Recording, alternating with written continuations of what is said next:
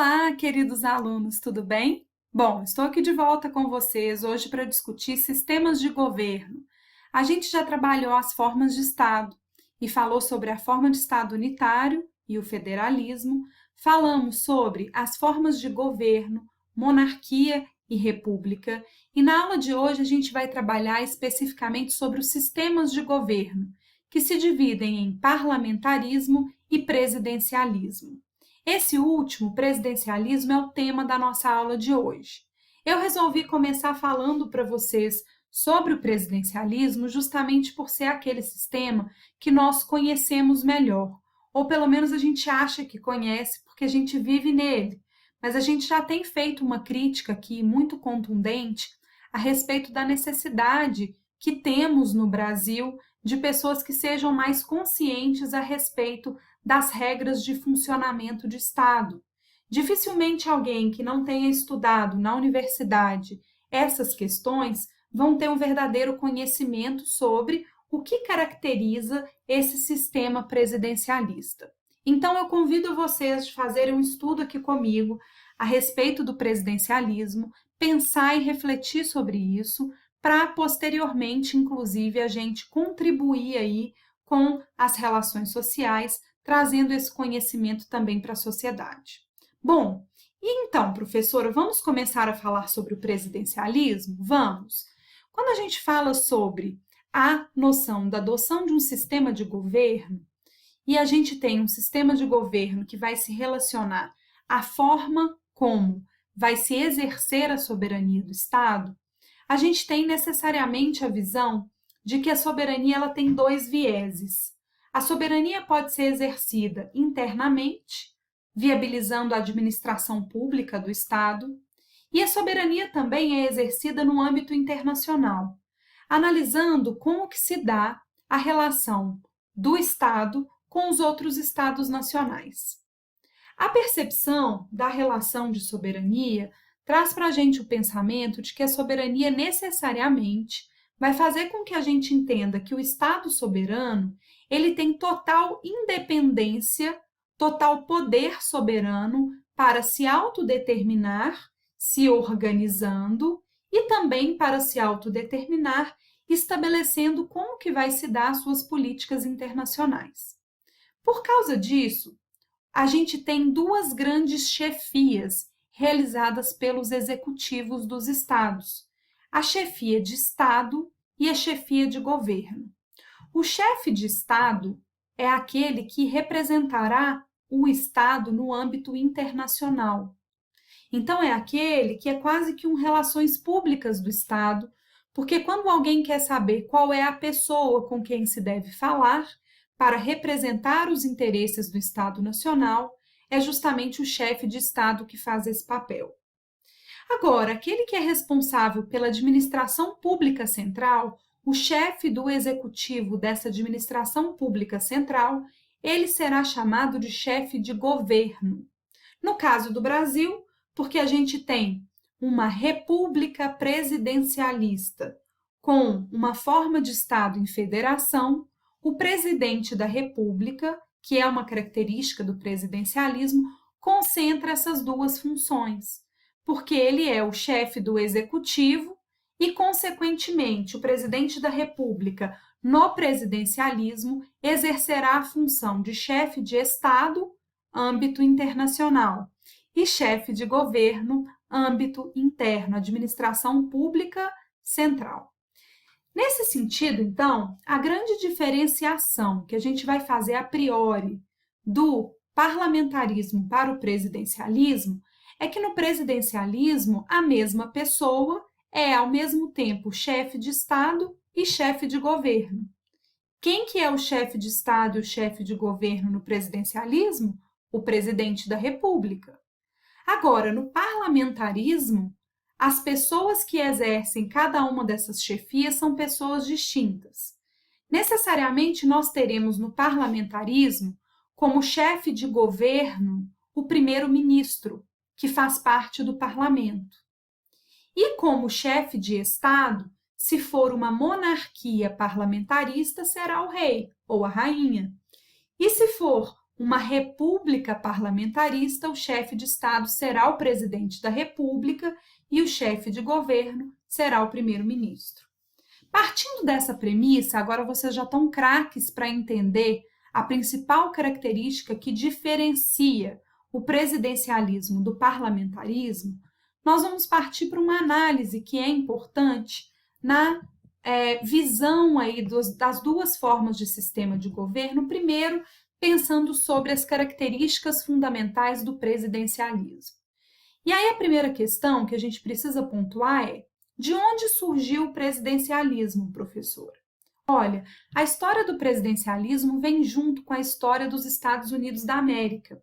Assim como nós já discutimos aqui que a forma de Estado federativa, federação, surgiu com a história das 13 colônias norte-americanas, que eram colônias inglesas que se tornaram independentes e resolveram assinar um pacto federativo que não lhes dá direito de secessão em função da construção de um único Estado nacional. Nesse mesmo momento, começou-se uma discussão a respeito de qual seria o sistema de governo adotado. E, obviamente, que estados chamados como estados de Novo Mundo, eles não poderiam dizer que seriam monarquias, porque não tinham uma família real para assumir esse poder, todos eram não nobres, e precisavam e sentiam a necessidade, pelo menos teoricamente, de terem os seus representantes como representantes legítimos do povo que existia nesse Estado. Por isso, ao se definir esse sistema de governo, foi criado o sistema presidencialista, que substitui a figura do imperador, que naquele momento as monarquias todas eram monarquias absolutistas, mas substitui a figura do rei pela figura do presidente. A grande questão que vai diferenciar o rei do presidente vai ser necessariamente a percepção de que o rei ele adquire a possibilidade de exercer um poder por tempo indeterminado e porque ele faz parte de uma família real. Já quando pensamos sobre o presidente, a instituição do seu poder se dá pela escolha popular, o que vai muito mais de encontro com um pensamento voltado para essa análise de Estado representativo de um novo mundo que não tem essa caracterização da realeza como existia na Europa. Nesse sentido, quando a gente pensa, então, sobre o presidencialismo, o que nós vamos entender é que o presidente ele é colocado como chefe de Estado e, ao mesmo tempo, chefe de governo, e ele vai exercer esse poder necessariamente porque o povo lhe deu esse poder, porque o povo lhe elegeu, e ele exerce o poder que não é dele, que é concedido através de um mandato pelo povo, em função do que lhe é permitido dentro da Constituição. A gente já discutiu bastante esses conceitos aqui, mas é importante ressaltar que o presidente da República pode fazer somente aquilo que lhe compete legalmente, de acordo com o que a Constituição preconiza. Então, nesse sentido, o poder é do presidente? Não, o poder é do povo, que lhe elegeu. Ele pode exercer o seu poder de acordo com seu bel prazer, de acordo com o que ele deseja? Não, porque ele está limitado por um texto constitucional que diz exatamente quais são as suas competências, ou seja, aquilo que lhe compete legalmente.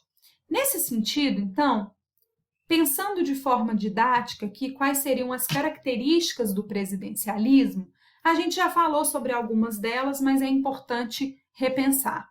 Primeiro, o presidente da República é ao mesmo tempo chefe de Estado e chefe de governo. Segunda característica, por causa disso, o presidente da República ele vai exercer o que a gente chama de poder executivo de forma unipessoal. Ah, mas espera aí, professora. Quando a senhora fala isso, me chama de senhora não, mas quando a senhora fala isso, necessariamente dizendo que a mesma pessoa exerce as duas funções e depois que o poder é exercido de forma unipessoal, você não está dizendo a mesma coisa? Eu estou aprofundando o pensamento. A percepção de que o poder executivo ele é exercido de forma unipessoal, vem da noção para a gente pensar que o presidente da República ele tem inúmeras funções, inúmeras competências, que no caso da Constituição Brasileira de 1988 estão previstas lá no artigo 84. Então, se vocês tiverem dúvida do que o presidente pode fazer, vai lá no artigo 84. Se ele fizer alguma coisa que não está previsto lá, ele está agindo fora da sua competência. Nesse caso, pensando sobre isso, o presidente da República, ele tem muitas funções. Vocês vão ver que as funções, elas vão englobar situações de representação internacional, porque ele é o chefe de Estado, e situações também de administração pública federal, porque ele é o chefe de governo e ele é o chefe do Executivo Federal, porque a gente tem uma forma de Estado de federação. Nesse caso, então, quando a gente pensa sobre esse exercício de poder, muitos alunos perguntam, mas e os ministros, professora? E se o ministro também não exerce essas funções que estão previstas lá no artigo 84? Sim, mas o ministro, ele exerce um cargo de confiança do presidente. Então, é como se fosse a longa-manos do presidente atuando conjuntamente. Por isso que quando existe uma divergência entre o presidente e o ministro, quem que ganha a discussão? Juridicamente é o presidente. Por quê? Por mais que o ministro ele tenha o seu próprio pensamento, e muitas vezes os presidentes inteligentes escolhem ministros que têm conhecimentos técnicos que eles não têm para cuidar de cada assunto específico, né? Mas mesmo que haja uma discordância e que mesmo nós, povo brasileiro, entendamos que o ministro tem razão, necessariamente a Constituição coloca que esses poderes são exercidos de forma unipessoal pelo presidente. E o ministro, ele recebe uma possibilidade de ajudar o presidente. Se houver divergência, necessariamente o ministro é trocado, porque é um cargo de confiança e aquelas competências realizadas pelo ministro são competências realizadas em obediência ao cargo de presidente da República. Tá claro isso?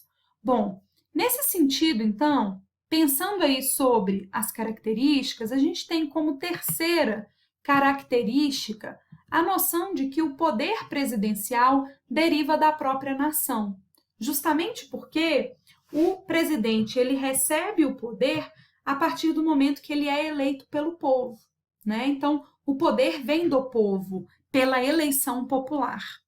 E o mandato presidencial, o tempo que ele vai ficar exercendo esse poder para representar o povo, tem um prazo determinado, justamente porque se entende que essa verificabilidade da satisfação vai se dar de tempos em tempos, e não com a possibilidade de tirar o presidente da República simplesmente porque a gente não está gostando do que ele está fazendo. Então, o presidencialismo ele se baseia na noção de que é necessário respeitar a escolha popular.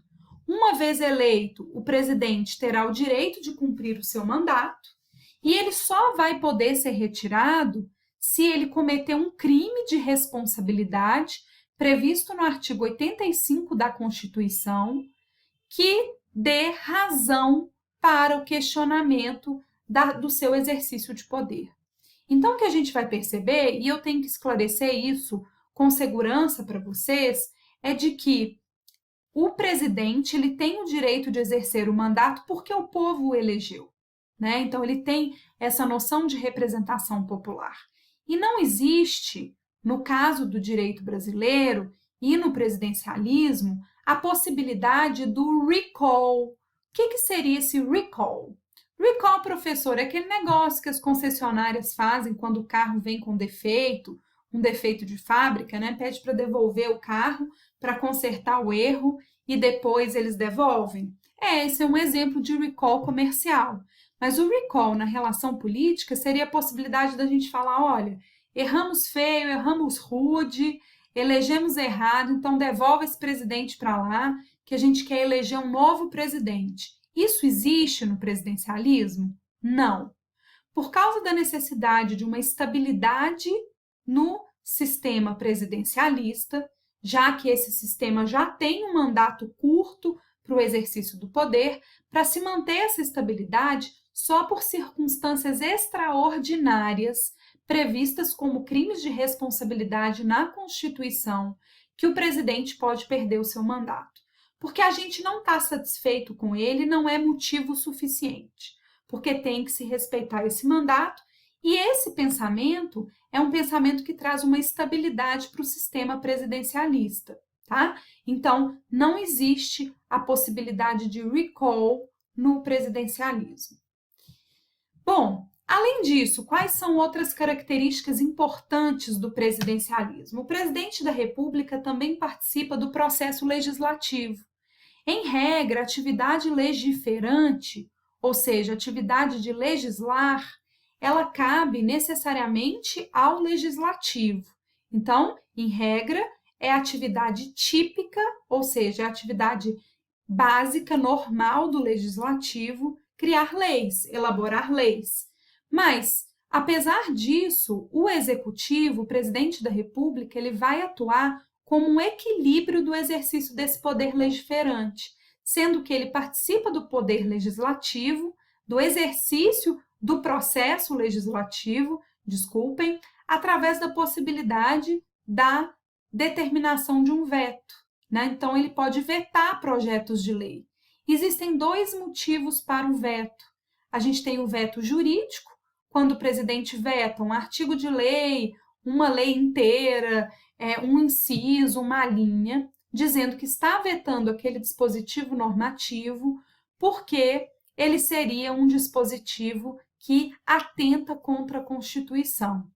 Agora, existe também uma outra possibilidade de veto, que é o veto político. O veto político, necessariamente, faz com que o presidente possa se manifestar contra o dispositivo legal através de um veto, dizendo que aquele dispositivo atrapalharia o exercício da sua representação política do povo, que vai em desencontro ao que ele deseja para o Estado naquele momento. Em função disso, pessoal, apesar de se ter essa participação e se ter a participação do presidente da República no processo legislativo através do veto, o veto ele não necessariamente é mantido, porque depois de ter sido manifesto esse veto, é possível e sempre será apreciado, o veto será apreciado pelo Congresso Nacional, que pode fazer uma votação, que fará uma votação e pode, inclusive, derrubar esse veto. Então, essa palavra do presidente não é final, justamente porque a gente está falando aqui de um sistema que se preocupa com esse equilíbrio de poder. Tranquilo? Bom, próxima característica relevante é a noção de que, quando a gente fala sobre esse sistema, ele é um sistema típico das repúblicas. Então, geralmente, quando eu tenho um presidencialismo, eu tenho uma república presidencialista. Mas é possível ter diferente? Bom, quando a gente pensa sobre essa questão, necessariamente a gente vai perceber que existem repúblicas que são parlamentaristas, como, por exemplo, a gente já falou na nossa última aula, o caso da Itália, o caso da França, que tem um sistema de governo parlamentarista, porque tem um presidente como chefe de Estado e um primeiro-ministro como chefe de governo, mas, em regra, o presidencialismo é adotado pelas repúblicas. Como é o caso do Brasil, nós somos uma república presidencialista que escolhe como forma de Estado a federação. Perfeito? Agora vocês já estão entendendo aí tudo o que significa o que eu acabei de dizer. Nessa análise do presidencialismo, ainda existe uma preocupação muito grande de estabelecer de forma mais rígida a divisão do exercício de poder, justamente porque se a gente já concentra a chefia de Estado e a chefia de governo nas mãos de uma única pessoa, necessariamente o legislativo e o judiciário têm que ter autonomia de ação. Então, eles vão ser independentes e harmônicos entre si, e essa divisão do exercício do poder, ela vai ser mais rígida. No parlamentarismo, existe uma confusão aí entre o executivo e o legislativo, porque o primeiro-ministro, que é o chefe de governo, também faz parte do parlamento, que é do legislativo. Aqui não, cada um no seu quadrado. O chefe do executivo no presidencialismo é o presidente da República, que é ao mesmo tempo chefe de Estado e chefe de governo. Beleza? Bom, e aí, quando a gente pensa sobre essas características, a oitava característica que a gente vai pensar é a noção de que ele só pode ser retirado do poder de forma extraordinária. Que forma extraordinária que é essa? O brasileiro já está cansado de ouvir. É o impeachment. Quem pode sofrer impeachment no Brasil, professora? O presidente da República, os ministros de Estado, os ministros do STF, o procurador-geral da República, os governadores e os prefeitos. São 6 hipóteses. E o que vai motivar esse impeachment? Que é o processo através do qual o presidente da República pode perder o seu mandato. O que vai motivar, pessoal, são os crimes de responsabilidade. E por isso eu já frisei muito bem com vocês aqui que a insatisfação não é motivo para se ensejar um processo de impeachment, que a escolha democrática feita pelo povo para exercer o cargo de presidente da República tem que ser respeitada durante o prazo do mandato. Agora, evidentemente que existem circunstâncias previstas na Constituição que, caso sejam realizadas, que são esses crimes de responsabilidade, eles podem ensejar num impeachment do presidente. E aí, obviamente, que a gente tem que levar em conta também, vocês vão perceber isso aqui com o passo a passo que eu vou mostrar para vocês, que o processo de impeachment ele tem uma caracterização jurídica, porque se exige o enquadramento legal positivo dentro do artigo 85 da Constituição, mas a forma como é julgado não é julgado pelo Supremo Tribunal Federal. O impeachment é decidido pelo Congresso Nacional. E como o Congresso é composto por cargos eletivos, que vêm dessa escolha política, necessariamente a vontade política daqueles que estão investidos nos cargos de deputado federal e de senadores vai influenciar aí na votação do impeachment, né? Agora, e se o presidente, professor, ao invés de cometer crimes de responsabilidade, se ele cometer crimes comuns?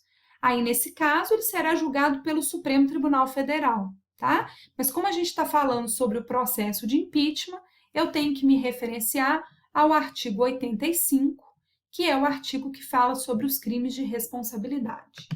Nesse sentido, olha lá, artigo 85, são crimes de responsabilidade os atos do presidente da República que atentem contra a Constituição Federal e especialmente contra. Uma observação antes da gente ver que atos que são esses. Primeira coisa que é relatado pelo artigo 85 é a noção de que o presidente da República deve obediência à Constituição, que ele tem que agir dentro das suas competências e de forma constitucional. Então, não existe essa história de presidente querer agir fora do que lhe compete e desobedecer o texto constitucional. Mas, especialmente, o artigo 85, ele vai falar para a gente nos incisos os casos em que o presidente justificaria o impeachment. Então, olha lá, são crimes de responsabilidade os atos do presidente da República que atentem contra a Constituição Federal, especialmente contra, número 1, a existência da União. Então, o presidente tem a responsabilidade de proteger a integridade do território nacional. Ele poderia vender um pedaço da Amazônia para outro presidente? Jamais, porque ensejaria em crime de responsabilidade, já que ele tem a responsabilidade, a competência de proteger a integridade e a existência da União. 2. O livre exercício do poder legislativo, do poder judiciário, do Ministério Público e dos poderes constitucionais das unidades da Federação. Então, o presidente da República tem que exercer a sua função respeitando aquilo que compete legalmente ao Legislativo, ao Judiciário e aos órgãos do Ministério Público. Então, é muito importante que se entenda que o presidente da República não é livre para poder falar nada contra esses órgãos e que, necessariamente, ele precisa respeitar o exercício dessas funções e mesmo que haja, por exemplo, uma decisão do Supremo Tribunal Federal ou do Legislativo que ele discorde, a forma para ele responder é recorrendo, é questionando legalmente aquela decisão e não necessariamente se manifestando livremente contra os outros poderes, porque isso poderia ensejar em crime de responsabilidade. Continuando aqui. 3. O exercício dos direitos políticos individuais e sociais. O presidente da República tem que respeitar direito fundamental. E aí ele ainda está falando de forma específica, políticos, individuais e sociais. Ele tem que preservar a segurança interna do país, porque ele, inclusive, comanda o exército, então ele é responsável por essa segurança. Ele ainda tem que cuidar da probidade na administração, não pode cometer crimes de corrupção. Ele tem que agir de acordo com a lei orçamentária, foi aí que encaixaram a presidenta Dilma Rousseff para ensejar o impeachment dela, porque houve o que se chama de pedalada fiscal, que é tirar dinheiro de uma área que seria gasto no orçamento para pagar outra área. Dá para caracterizar? Porque aí vocês vão me perguntar, foi golpe ou não foi golpe, professora? Depende. Depende da minha análise jurídica sobre a aplicação do inciso 7º do artigo 85. Se a gente entender que a pedalada fiscal, que é retirar dinheiro de uma área para pagar a conta de outra área, ela não embolsou esse dinheiro, tá? Mas ela retirou dinheiro de uma área e pagou conta de outra área, se essa pedalada fiscal, que eles chamam, seria visto como um crime contra a lei orçamentária, foi o impeachment legal. Agora, o que se questiona muito, muitos chamam de golpe, é pelo fato de que, quando se questionou essa atuação dela, todos os outros chefes do executivo tinham isso como praxe, como algo que se fazia de forma corriqueira. Inclusive, o senador Anastasia, que foi aquele que escreveu lá no Senado os motivos dizendo que ela deveria sofrer o impeachment. Ele já tinha feito isso muitas vezes como governador de Minas Gerais. Por isso, muitas pessoas questionam dizendo que é golpe. E aí, se você acredita que foi adequado porque encaixou na lei orçamentária, tá tudo bem. Se você entende que é golpe porque não foi obedecido, não se aplica as mesmas regras para todos os chefes do executivo, tá tudo bem também. O que é importante é a gente perceber que nessa relação, evidentemente que esse encaixe dentro do artigo 85 depende também de uma vontade política do Congresso Nacional, né? Porque como é o Congresso, vai ser a Câmara dos Deputados que vai definir o juízo de admissibilidade e o Senado Federal que vai julgar o mérito do impeachment, evidentemente que há uma influenciação de vontade política nessa relação. Bom, nesse sentido, então, quando a gente fala sobre a lei orçamentária, existe aí essa questão com a presidenta Dilma. E no inciso 7º, ainda tem mais um motivo que seria quando não se cumpre as leis ou as decisões judiciais. Então, também se vier uma ordem do STF, o presidente não pode descumprir. Ele tem que cumprir. O que ele pode fazer é recorrer dentro do processo. Beleza? Bom, só mais uma observação. Eu falei sobre algo aqui que é um pouco terreno minado, né? De campo minado, que é a questão de golpe.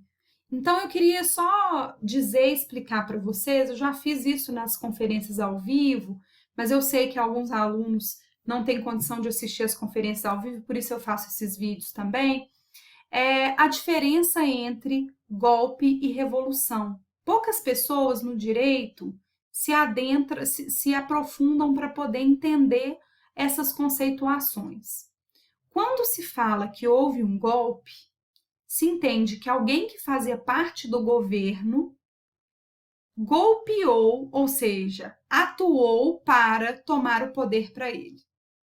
Ele já era parte do governo, mas mesmo assim ele queria mais poder, então ele toma o poder para ele.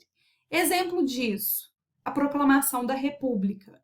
O Marechal Deodoro da Fonseca, que proclamou a República e foi o primeiro presidente do Brasil, ele era do governo de Dom Pedro II, inclusive ele era a chapa de Dom Pedro II.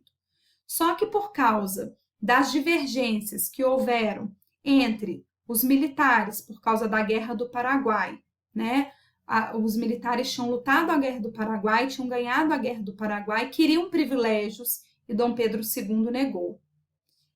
Além do apoio da elite cafeeira, que também estava chateada com Dom Pedro II por causa da abolição da escravatura, e do apoio da igreja, que também estava chateada, porque tinha determinado o corte das relações do Estado com a maçonaria, e Dom Pedro II manteve as relações com a maçonaria. Então, por causa desse motivo, Dom Pedro perdeu o apoio da elite cafeeira, dos militares e da igreja. E aí ele caiu. Mas ele caiu como? Com um golpe. Com um golpe feito por Marechal Deodoro da Fonseca, que fazia parte do governo dele, mas retira ele do poder, exila Dom Pedro II com a sua família e se autoproclama presidente do Brasil.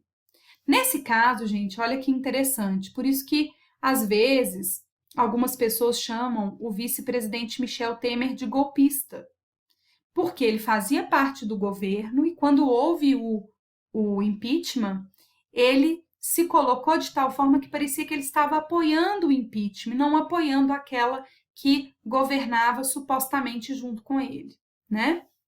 Mas, enfim. E a revolução, professor, o que é? A revolução é um movimento que vem de grupos que não fazem parte do poder e que querem o poder para eles. A revolução pode ser democrática ou não. Pode ser que seja uma revolução democrática quando é um movimento legítimo do povo que está agindo, mas pode ser também uma revolução aristocrática, de um grupo que tem dinheiro, poder, uma revolução das elites que querem tomar o poder do Estado para elas, tá? Mas eu acho interessante a gente pensar aí sobre essas perspectivas da diferença do conceito de revolução, que é alguém que não estava no poder e quis tomar o poder para ele, para golpe. Alguém que participava da gestão de Estado, mas queria mais poder. Beleza? Bom, então nesse sentido, pensando aí sobre o presidencialismo, ainda se fala, olha, parágrafo único, esses crimes são definidos em lei especial que estabelecerá as normas de processo e julgamento. Então, ali são os previstos crimes de responsabilidade. Como é que acontece o impeachment, então, professora? Para a gente finalizar essa aula, coloquei aí esse desenho, por isso que eu estou dando a aula assim para vocês hoje, projetando, para ficar mais fácil. Esse desenho é do site oficial da Câmara dos Deputados, se não me engano, tá? Aqui é resumido, gente, porque a gente não está ainda numa aula de direito constitucional que vai analisar isso de forma mais profunda, mas é para vocês de teoria do Estado compreenderem como é que funciona o processo de impeachment no Brasil de forma célere. O que acontece é apresentado primeiro uma denúncia na Câmara dos Deputados.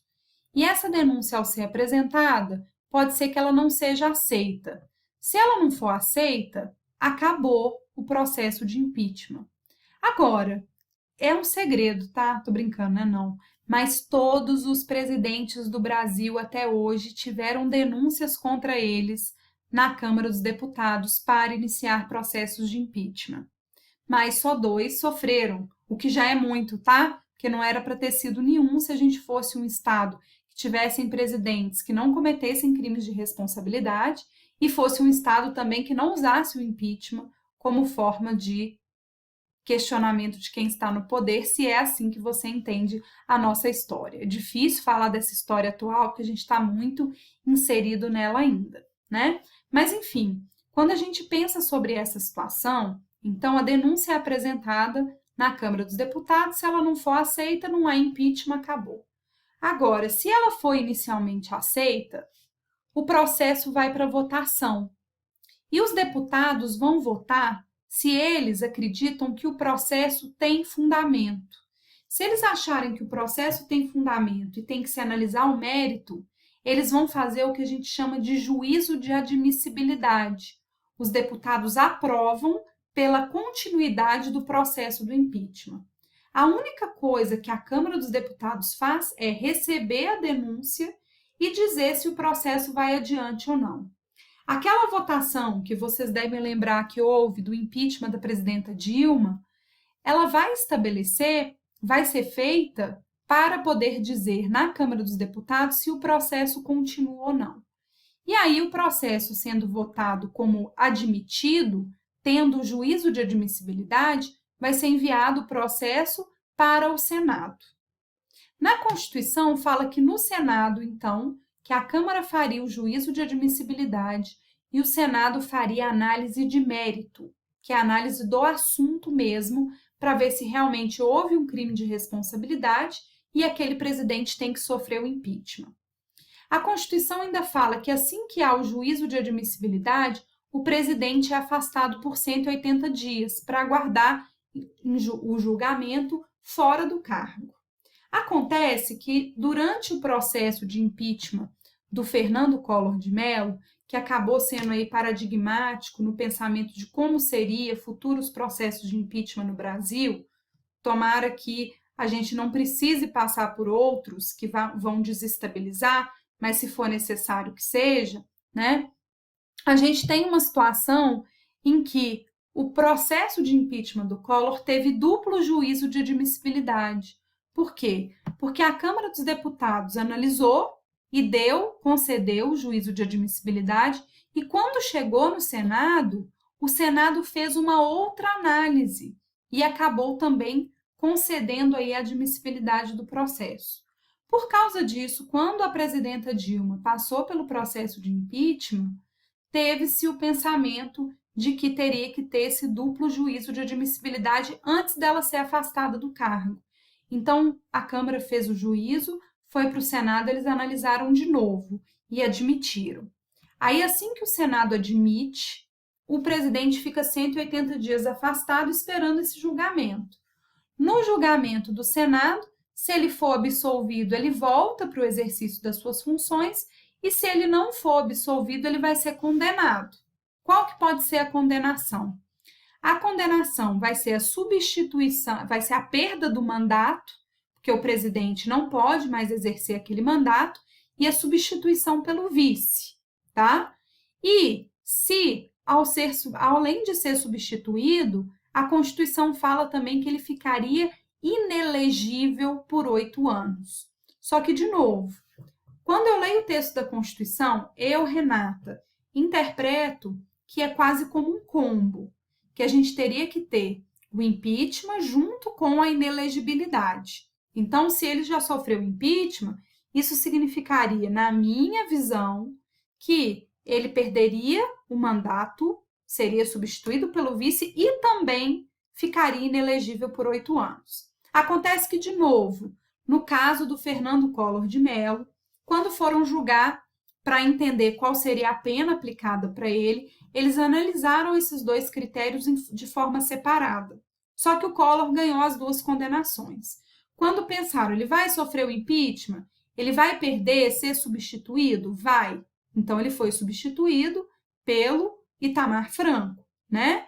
E aí, quando ele é substituído pelo vice-presidente, além disso, se julgou depois, ele vai ficar inelegível por 8 anos? No caso do Fernando Collor de Mello, porque era um caso de corrupção, entendeu-se que sim. Então, ele ficou inelegível por 8 anos. Só depois de 8 anos, a gente passar a votar e ser votado. Perfeito? Agora, no caso da presidenta Dilma Rousseff, quando eles foram analisar essa situação, por causa da fragilidade da análise jurídica, do encaixe ali da pedalada fiscal, eles entenderam que ela perderia o mandato e seria substituída pelo vice-presidente Michel Temer, mas ela continuou com os seus direitos políticos. Tanto que a presidenta Dilma depois se candidatou a senadora pelo estado de Minas Gerais, mas não ganhou as eleições. Mas ela pode se candidatar logo em seguida em função dessa decisão que foi tomada. Dizem as más línguas que isso foi decidido assim, quase como um prêmio de consolação, pelo fato de que o impeachment não tinha bases tão sólidas, mas isso é o pessoal que acredita que foi golpe que diz. Quem acredita que não foi golpe até vai criticar e dizer que ela deveria ter ficado inelegível também. Bom, espero que vocês tenham gostado da aula, que tenha sido esclarecedor. Tentei ser o mais didática possível. Na semana que vem a gente vai falar sobre parlamentarismo, e aí é um pouquinho mais complexo e diferente, porque não é o que a gente está acostumado, mas eu acho que uma das questões mais áridas de se tratar na teoria do Estado é perceber o quanto que o que a Constituição preconiza, estabelece para essas relações, muitas vezes não é cumprido. Espero que vocês tenham gostado. Um beijo, até a próxima aula, né? Tchauzinho.